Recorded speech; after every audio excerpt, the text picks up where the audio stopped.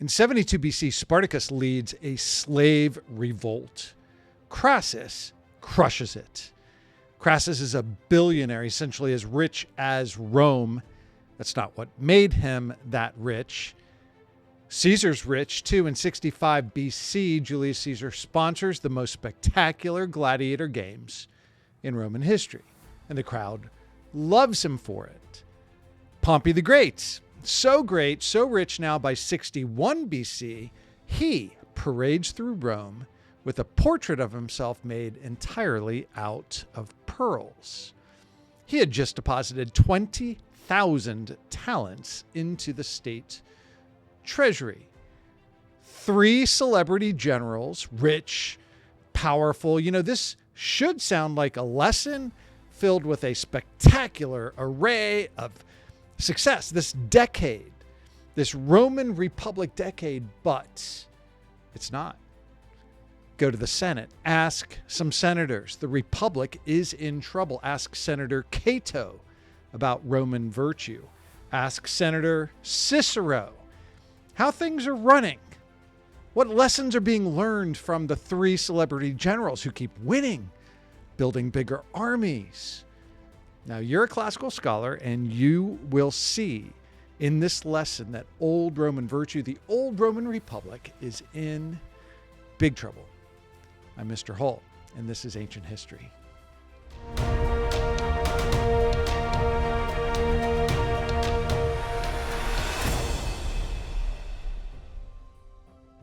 Welcome to Classical Kingdoms, where history reveals truth and wisdom.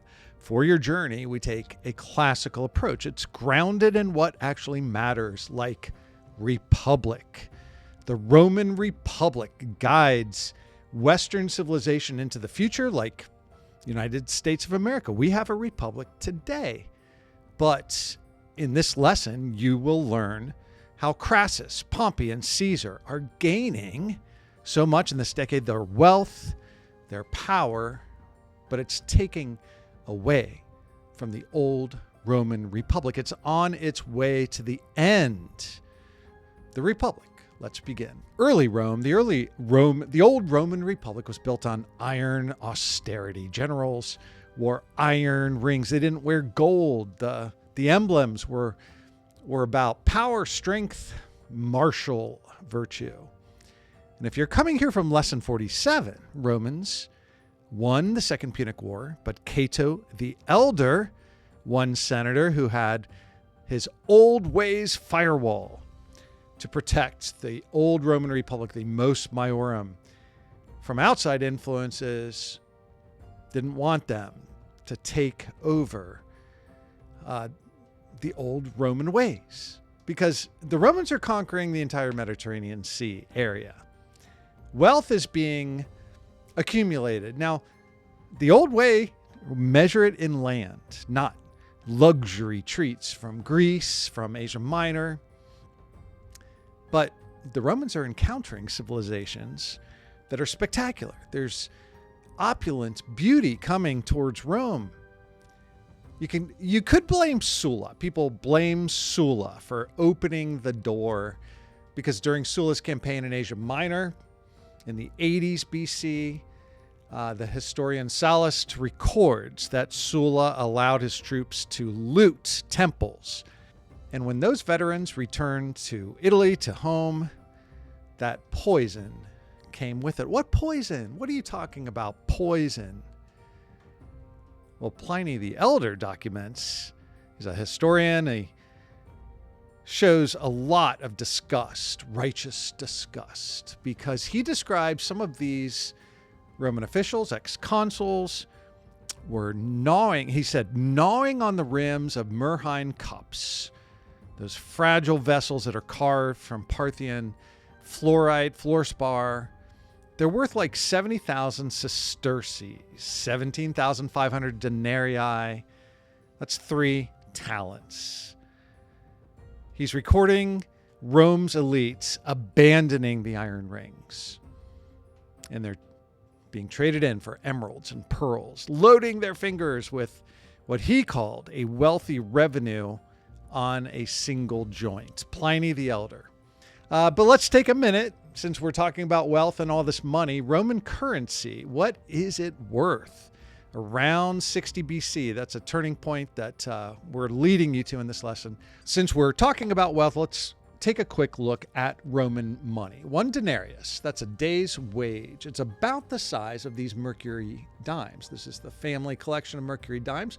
Very similar in size, silver purity. Pretty valuable now because we don't put silver in our coins. But of course, Romans would back then. And it's about 4 grams of silver for a denarius, and that's about 1 daily wage for an unskilled or low-skilled person. Now put 6,000 of those together for a talent, and that would be 24,000 sesterces. So 4 sesterces make a denarius, and the sesterces, one of those could get you a couple loaves of bread here.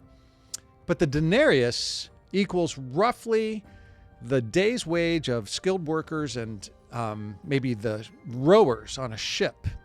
And we think that a talent is about the amount you would use to operate a ship, a warship, for a month. Now, we also have the shekel. If we look at all the money around here, because the denarius was new after the Second Punic War, the drachma is very old, it's been around and trusted, and it's very trusted in the East. The shekel was even older, and maybe just a little bit higher in value and a little bigger.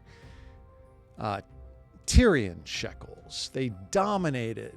That's the Carthage shekel, because Tyre was from Phoenicia. Phoenicia settled Carthage. So Punic War, Carthage is wiped out, but going back to 1000 BC, the Tyrian shekel was really preferred. It was more like 4 denarius in silver.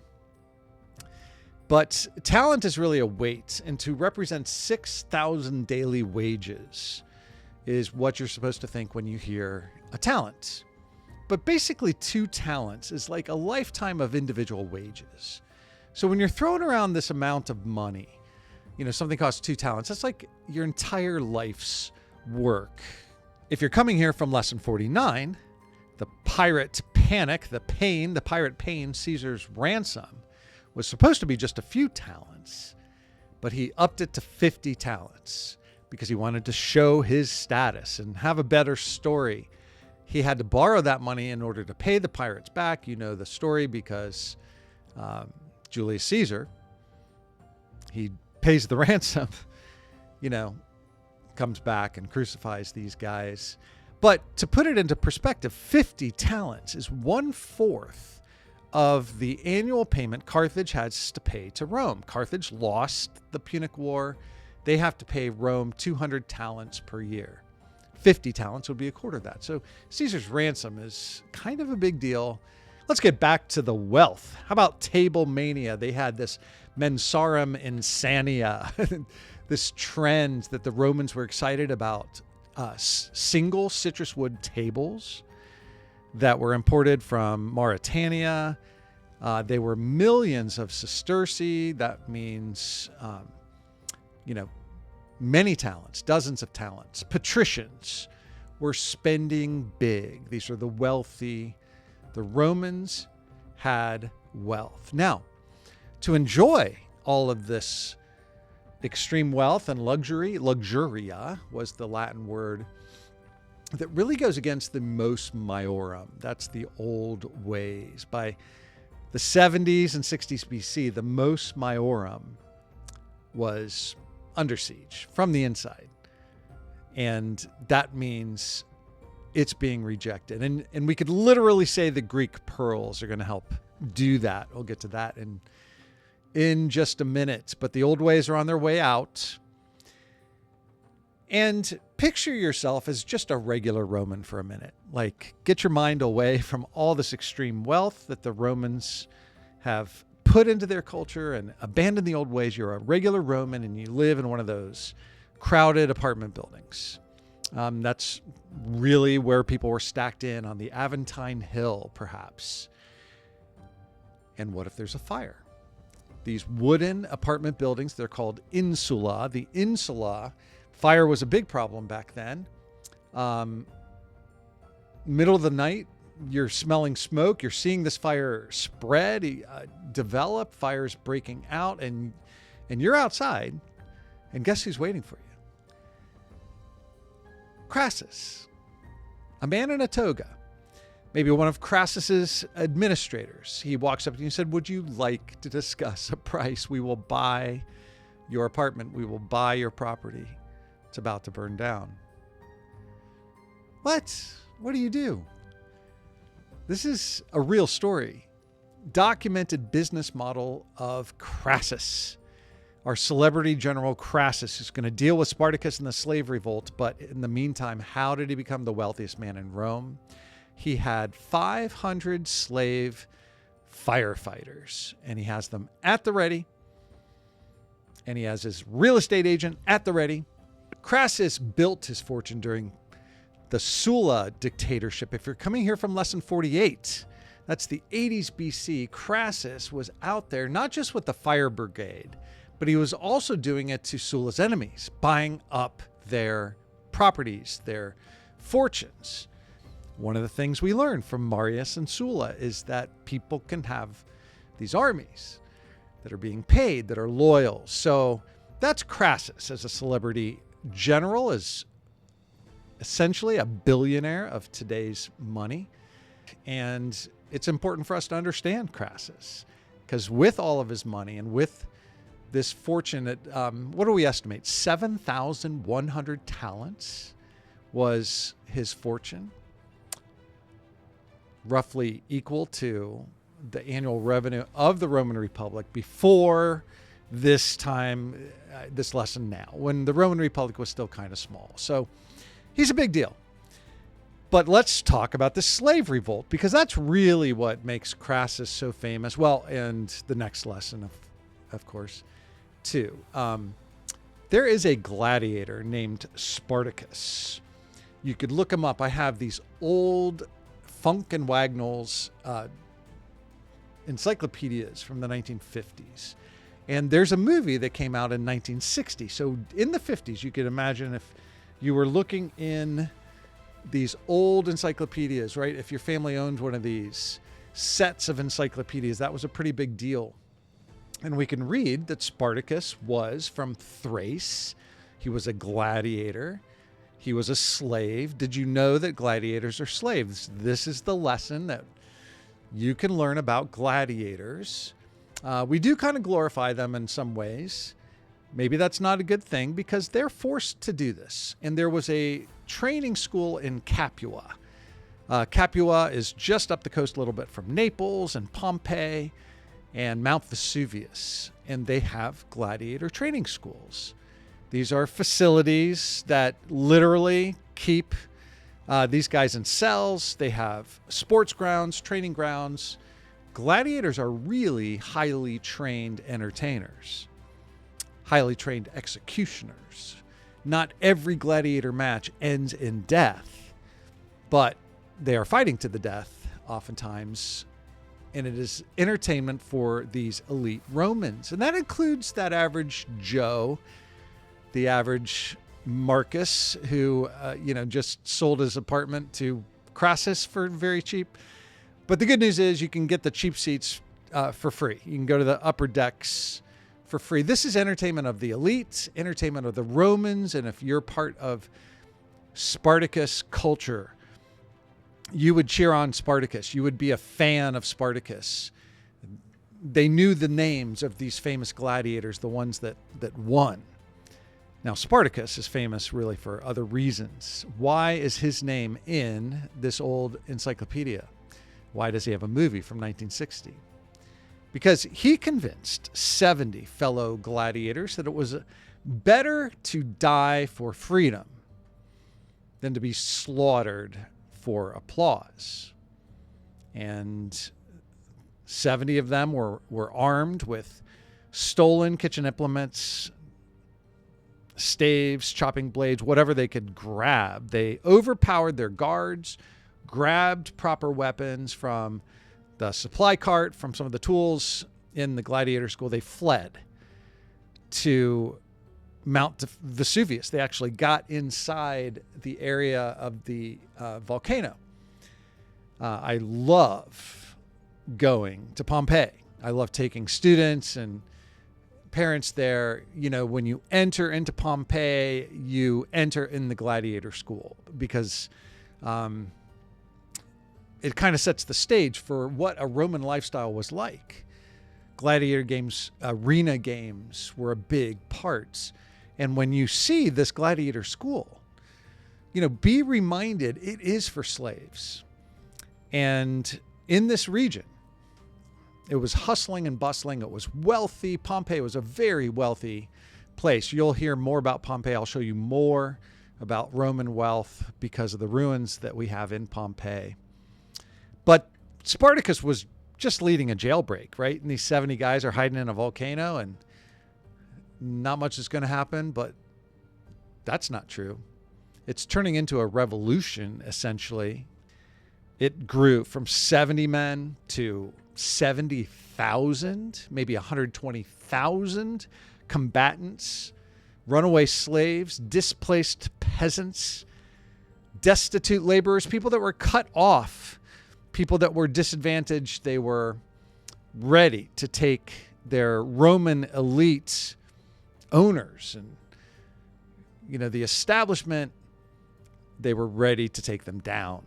This rebel army defeated multiple legions. They're winning. They took armor away from these defeated soldiers, killed soldiers. They wore it. They were equipping themselves. They were building up something pretty remarkable. By 72 BC, Spartacus had forces controlling a big part of southern Italy. What do? Well, part of the panic that Rome is in is because the Senate is indecisive. Part of our problem, this lesson that you're learning, is partly that the Senate is not functioning well. The Senate and the people of Rome is the Republic. And the Senate was unable to stop this revolt with their normal set of magistrates. So they turned to one celebrity general whose private capital could field an entire army able to counter this rebel army. It's Crassus. This is what this billionaire could spend his money on. And so they granted him extraordinary praetorian authority. What is praetorian authority? You know, part of his role as a general. You know, does he have to be accountable to the Senate? He had 8 legions, basically 40 to 50,000 heavy infantry, and he is allowed to do what he needs to do. Crassus was a ruthless commander. When a detachment broke and fled from that slave army, Crassus revived the ancient punishment of decimation, ordering that these cowardly cohorts draw lots and execute every 10th man for desertion. Decimation, like the prefix deci for 10, deserting the army. Now, that was the enemy army, and that's their punishment for deserting, but Crassus's soldiers would see this, and the message was delivered: to fear your own general more than you fear the enemy. Do not desert. In 71 BC, Crassus trapped Spartacus near the Selly River in Lucania. And Spartacus dies in that final battle. He's trying to get to Crassus himself, but that never happened. Now, in the movie, something slightly different happens for movie purposes, but you get the idea when I tell you about the Appian Way. As this rebel army falls, the Appian Way will be filled with crosses. As Crassus takes down the rebel army, he is literally crucifying each and every one. Crassus orders 6,000 of them to be crucified. What is crucifixion? Right? Rome's brutal punishment, public death. It's reserved for traitors and rebels. They have rebelled against the authority of Rome. Right? First, they have the flagellum. That's the whip. that's got bone and metal, sharp objects in it, kind of rips you open, rips you. But the real punishment being tied to a cross and put publicly, it's humiliating, but it's for everyone to see. And as you die, it would take a few days. The victim really has to push up, pull themselves up, just to keep their diaphragm working and get air into their lungs. So you're going to die of exhaustion and asphyxiation. So you really die of suffocation, asphyxiation, because you lose strength. So it's the famous and brutal end to this uprising, the Spartacus slave revolt, and thousands of crosses for miles and miles, 120 miles of the Appian Way, from Capua all the way to the gates of Rome. And you will see what happens when you go against Roman authority. Pompey the Great is returning from his campaigns in Spain. He intercepted 5,000 rebels in the north and immediately wrote to the Senate claiming that while Crassus has defeated the slaves in battle, he, Pompey, had plucked up the war by its roots. That letter planted a seed of bitter, paranoid hatred between Crassus and Pompey. Pompey's winning. There's some other success that we're getting to, but that is going to define celebrity generals, wealth and power, but they don't necessarily get along with each other. And the Senate is not sure what to do. It's the decade we are in. But what about Julius Caesar? He's the youngest of the three. Let's go to the arena. Let's get him some silver armor. That's one of the spectacular gladiator events that he put on, because it's 65 BC. Julius Caesar goes into debt, significant debt, to put on a show for the people. Now, he is a populare. He's a patrician. The populare faction is different than the optimist faction. That was Sulla's faction. So these two political parties, Pompey is really an optimate. Crassus is an optimate. So Julius Caesar is kind of the balance. They have a coalition. And Julius Caesar knows how to work the crowd, the mob, as we've been calling it. Put on a good gladiator game, right? So in 65 BC, he is aedile, that's puts you in charge of the games. It puts you in charge of a lot of the city services. And in 65 BC, managing public buildings is not as fun as managing the most spectacular gladiators that we've ever seen. So he put 640 gladiators, heavily armed men, trained in the gladiator schools, but he's putting them in silver armor.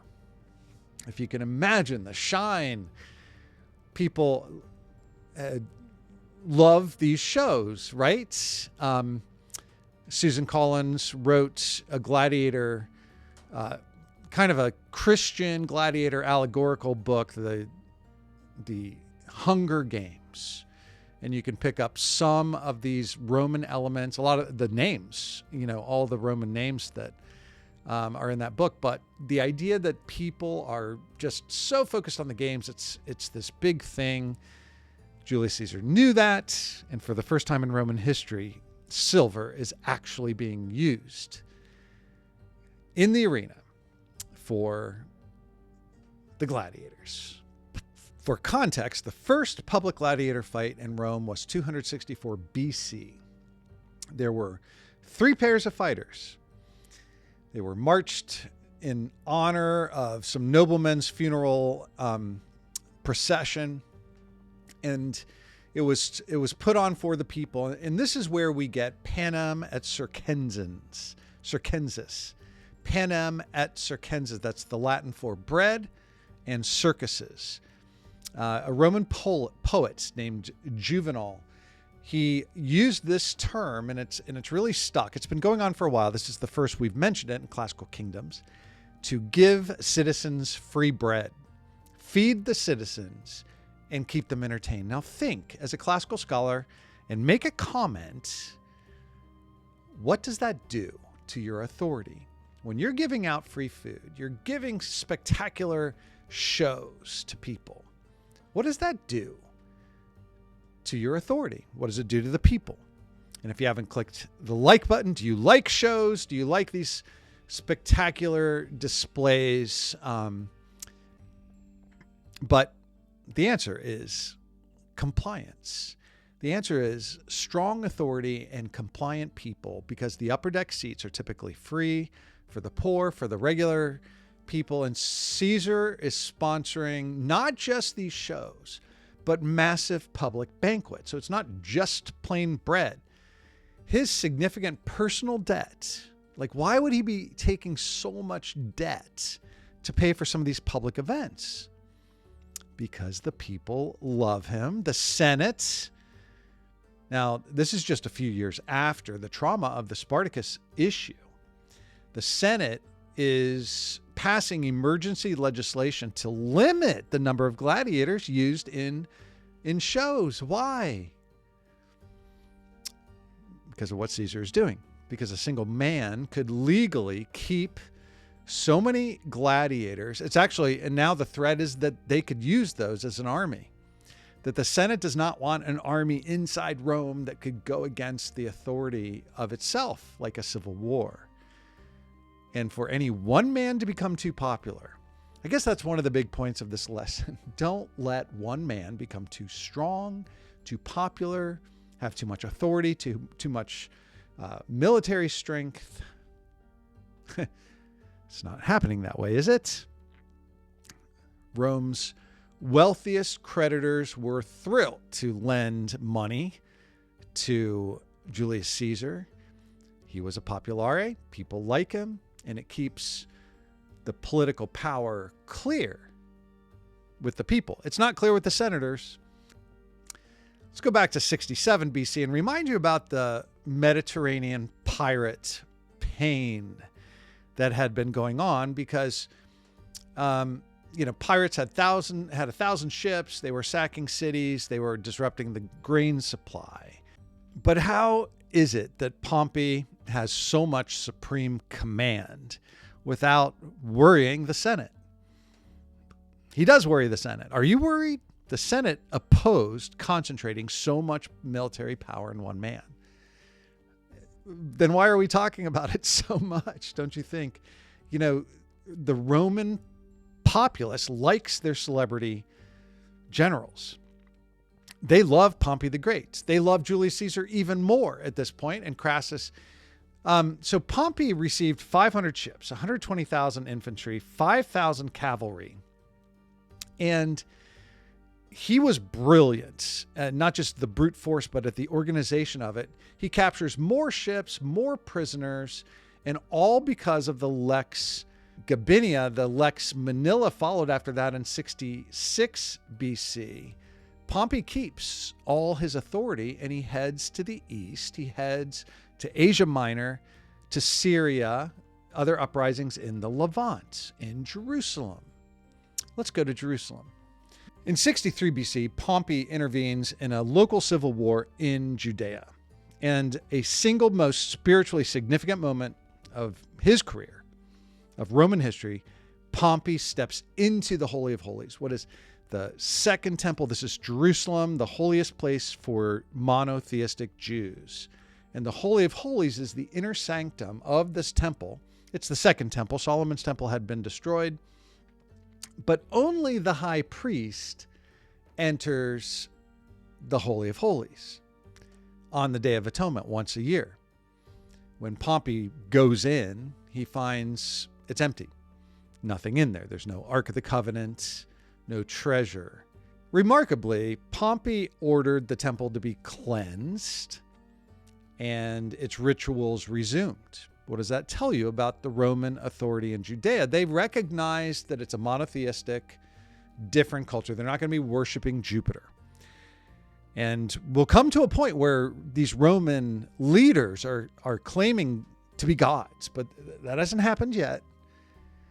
But Pompey the Great annexes Judea. It's now part of Roman authority. They stripped Judea of its coastal access. So these Roman ports now They're going to take over. They have to pay a heavy tribute to the Romans, kind of a crushing Roman authority in Jewish land. And this is the single act. Pompey the Great is the reason why Rome has a long, fateful entanglement with Jewish monotheism.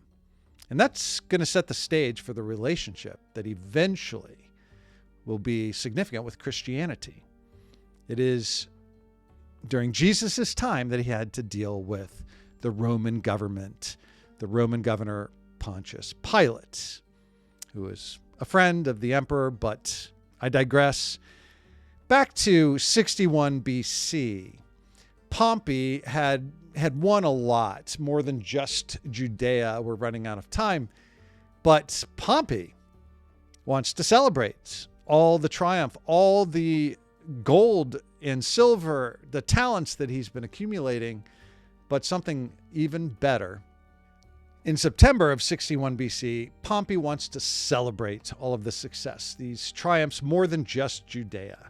So he is creating a spectacular, grandiose 45th birthday is what we're going to call it.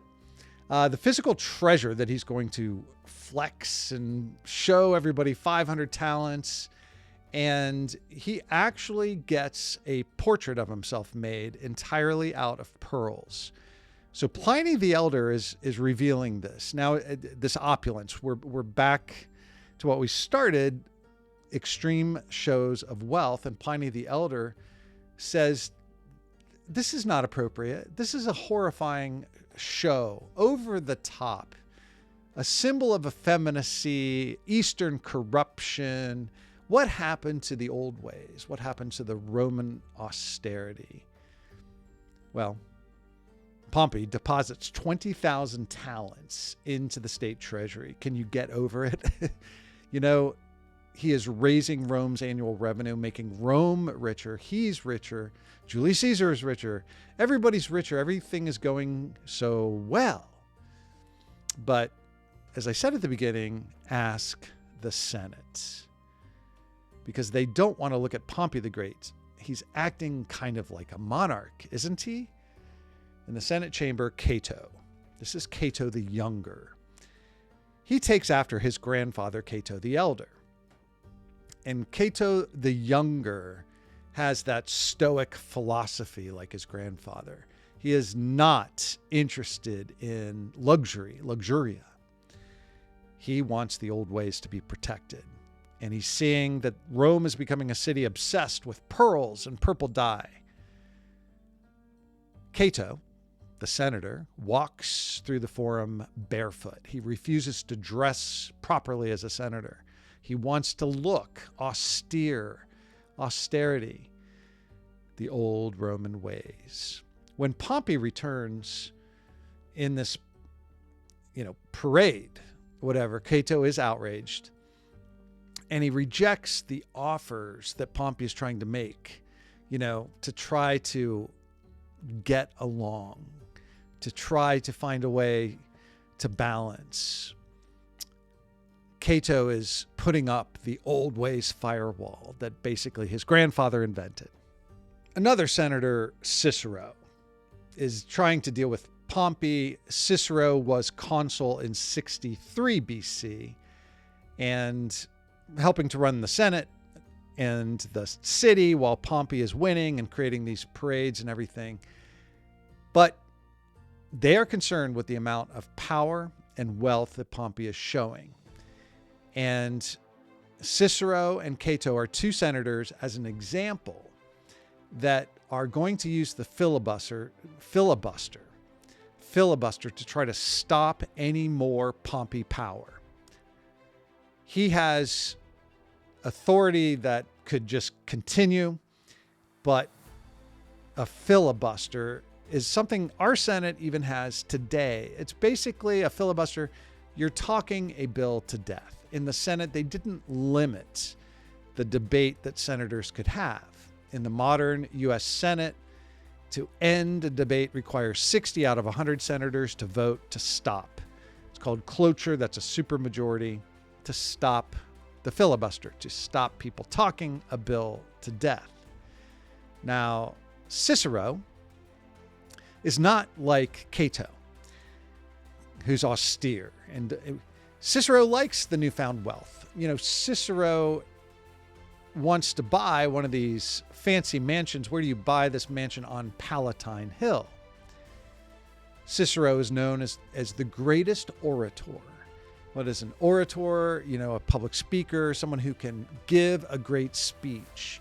And he really liked to give speeches. He wrote things. He called people out. He just liked to be listened to. He liked to have attention.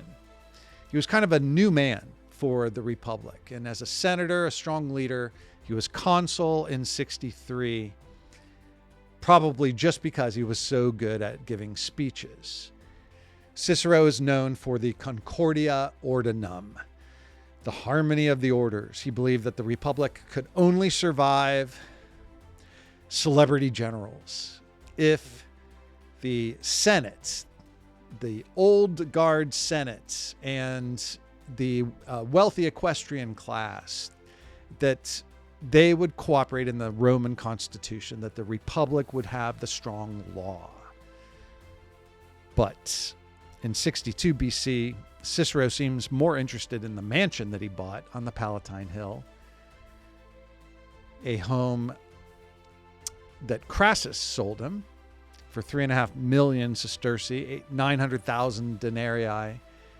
To afford it, he borrowed 500,000 denarii from somebody that was caught in that plot. Basically kind of said, hey, you're going to lend me this money so that I can have this great palace, and then you'll probably get leniency. Cicero is going with it. He's going along with everything. Even Cicero, sometimes called the father of the country, the pater patriae, he's getting caught up in wealth and power and success. And as a senator, he's below the level of these celebrity generals. But as a defender of the Constitution, he's right there helping dismantle it. And it is part of the tragedy of this lesson.